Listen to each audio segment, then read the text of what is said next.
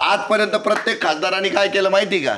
आपल्या प्रॉपर्ट्या वाढवायच्या चक्करमध्ये पुढच्या वेळेला निवडून येण्याच्या आसक्तीमुळं तो बिचारा 5 वर्ष आहे ना त्याचं ग्राउंडच बनवत बसला. पुढच्या 5 वर्षात 5 कोटी खर्च झाले तो 10 कोटीचा तयारी करून ठेवतो. ते पण झालं, पैसेही तो गोळा करतो, तो जमिनी शोधत फिरतो, त्या जमिनी गिळायचा प्रयत्न करतो. सगळ्या ज्या योजना आहेत त्या योजनांसाठी जाऊन बसावं लागतं दिल्लीला, मग त्या योजना येतात.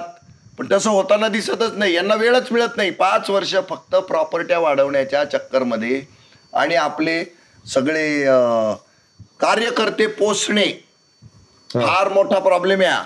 कार्यकर्त्यांना पोचण्याच्या चक्करमध्ये एकही खासदार एफिशियंटली काम करू शकत नाही. आणि तुम्हाला सांगतो, खासदारांनी सारखं दिल्लीवाऱ्या करत राहणं आणि त्याच्यातनं फुल इफिशियन्सीनी काम करत राहणं आणि आपला स्वतःचा निधी स्वतः आणणं, याच्यामध्ये जे अडथळे निर्माण करून त्याला दहशत जी केली जाते ना, तर ती खोटी असं माझं म्हणणं आहे.